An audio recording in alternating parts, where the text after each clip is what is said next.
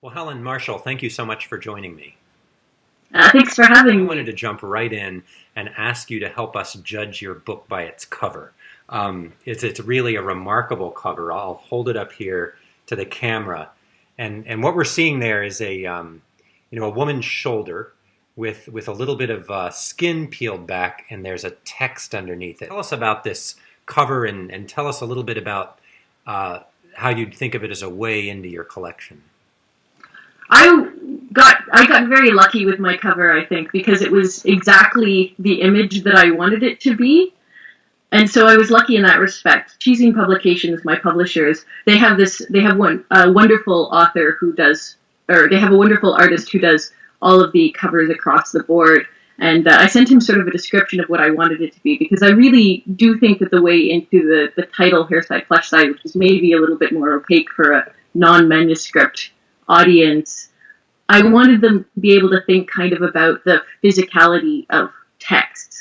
And so I think that the image really kind of crystallizes that. And it gives kind of touches of fantasy and horror as well. And I love the little spot UV that they've done on it so you can see the glossy sort of skin peeling back. It's a bit grotesque, but I really like it. Yeah, and so tell us a little about hair side, flesh side. Where does that title come from? Well, really, I'm finishing off my PhD right now in 14th century book history. And so I started writing the collection when I was over in Oxford for 4 months for a big research project. And it was sort of one of the most brilliant times of my life, but also one of the most lonely because I was kind of on my own. But it gave me a lot of time to write. And when I was studying the manuscripts at the time, I found that there's a certain amount of work you're trying to do that's really analytical. And then at the same time, you kind of start getting a sense of the scribes that you're working with in a kind of personal way. So I remember looking at the Auchinleck manuscript and thinking, oh, this is the happy scribe because he's always drawing lots of extra squiggles and things like that. And there's a sense that you can't really put that kind of information or that kind of emotional attachment to the work that you're studying into your dissertation. And the short story collection really came out as a way to be able to sort of tackle uh, some of the themes and whatnot that I couldn't bring into the dissertation as readily as academia would maybe allow me to in that structure. But what I liked about the title Hair Side, Flesh Side is it's about insides and outsides, and I feel like the collection is really about that and about sort of the physicality of memory and the way we record things and the way things kind of imprint themselves on us, whether it's traumatic events or the lost manuscript of Jane Austen found under your skin. Mhm. Which is kind of what that cover image is alluding Yeah. to, that story. Yeah, so a lot of your readers will be people in medieval studies like me, maybe who work with manuscripts, but a lot of people just won't ever have touched a medieval manuscript or a parchment page. So describe what's a hair side and what's a flesh side. What does that mean actually?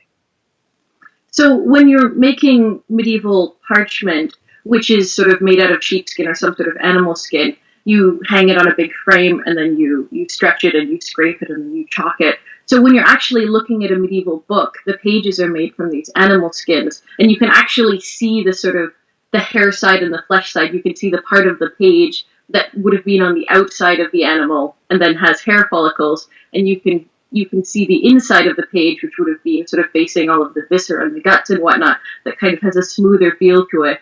And there's something that's beautifully horrific about that I really wanted to play with.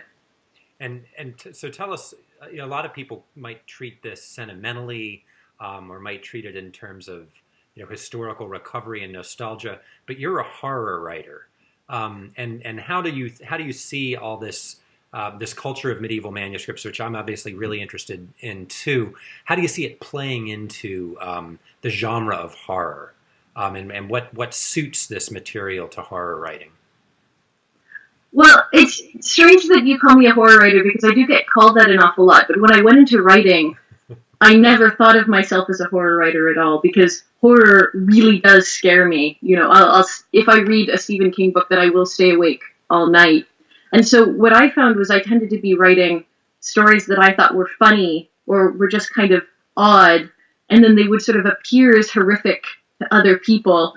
And I think that is something to do with the body. I think the body is really a major kind of site of horror, because in the story that the cover is based on, Sanditon, about a girl who finds the lost manuscript of Jane Austen written on the inside of her skin, I think what's interesting about that is at first she thinks it's cancer, and there's a kind of simple horror to that as well. But then as she kind of discovers it's something supernatural, nobody ever reacts to the supernatural element of what's going on. And I think that makes it sort of increasingly eerie. But, I mean, from the perspective of the study of history, there's a sense in which history is kind of a horror show, if you know what I mean. It's a story where everybody dies at the end. And so I think that there's a nice kind of crossover there between the way in which you might study history and the way in which you kind of approach horror, because so seldom do we kind of really grapple with the horror that is in history, especially for manuscript studies. And one of the ways that you've brought the horror in some ways into this collection through the body is, and I only noticed this, I think my second time through the collection, in addition to the titles of the individual stories, you have at the head of each section a particular body part, and it's not just human, it's also animal. So we've got thigh, knuckle, breast, but also wing, and fingernail. And so it seems like you're dispersing the human and animal body across the pages of the book. And does each story, are you thinking of each story in that kind of fragmented way as speaking almost fetishistically to an individual body part? Or are you thinking of it in relation to the whole? I really like the idea of being able to turn the book literally into a body. And so when you see the table of contents is written out as this kind of almost flayed-looking body with each of the story titles being tagged to a specific part. And that might be simply the geeky medieval part of me that really likes the sort of conflation of books and bodies. Right. But I find when I was coming up with that structure, I wanted something that would make the title of Hair Side, Flesh Side and the themes that I was developing feel a little bit more concrete. And I found that by dividing it into body parts, sometimes they were very easy to find a body part that fit to a story, such as Stomach, which is the one about the fellow who goes to Croatia and then kind of starts eating everything there, including his friends. But some of them were kind of harder, and so they sort of developed more thematically. And I liked the kind of interplay between something that seemed really obvious or something that would give you a new way to read the stories, because I wanted people to be reading the stories coherently, as if they weren't just kind of a random selection of my work, but as something that was developing a narrative or a set of themes all the way across the collection. One of the really interesting things to me about the collection too is your interest in sanctity and in saints as embodied beings. Particularly, what's the early story? I think it may have been, in fact, the first one about the young boy, the young girl, right, who gets a special box for her birthday, and she has to discover what's in the box. And when she does, it's a gruesome discovery for the reader, but for her, it's a delight. So, without spoiling anything, tell us a little bit about the role of saints and where you see saints in relationship to the body as you work through it in your fiction. Well, I think that in medieval literature in particular, saints and their relationship to the body ends up being very, very fascinating, because there's both a kind of sense of the preservation of the flesh, so the idea that you might go and dig up the body of a saint and it will be entirely preserved. But I work on the South English legendary, so that was the chapter that I was working on of my dissertation when I wrote that story. And you also have saints like Saint Audrey, who starts developing these enormous neck tumors, which become a sign of her sanctity because she wore too many beautiful necklaces when she was younger. And so they're a sign of her vanity and a kind of a punishment, but at the same time, they're also a sign of sanctity. So I like the way that the grotesque becomes holy in some sense. And that was one of the things that I was trying to play with in that story. And the other one, of course, is martyrdom, and the idea that these kind of horrific tortures that could be performed upon little girls or, any sort of saint somehow become their own mark of holiness, that they can own that physical pain in a way that brings them closer to God. And I think that that's such a strange kind of dichotomy that I really wanted to sort of delve into. What does that tell us about love? What does that tell us about pain and the sort of relationship between them? One thing you just said at the beginning of that response was that you were working on the South English Legendary, an early Middle English, pretty not obscure for people in our field, but for the general reader, a collection of saints' lives written in difficult Middle English, and yet you found time while writing that chapter to work on fiction. And what is it? Do you feel like you're able to express yourself in a different way in fiction? Is it the kind of release valve when you're writing academic prose? Do you have different kind of approaches to those two styles of writing? I find definitely is a kind of release valve. It's a way to kind of humanize the process of academic study, I find, which in manuscript studies, what I do a lot of is things that can be sort of as apparently mind-numbing as measuring punctuation marks to try to find stylistic similarities across handwriting. Things like that, counting the number of pages in a book, measuring the dimensions of the book, that kind of work, which doesn't necessarily express itself as a kind of artistic endeavor, even though I think it leads to a lot of really interesting critical thought about how the book is put together and what the artistry of a physical book is and how that changes meaning. So I found that fiction was kind of a way of being able to talk about some of the big questions that you can't necessarily talk about in academic study. So, who are we and where do we come from and what is history and what is art?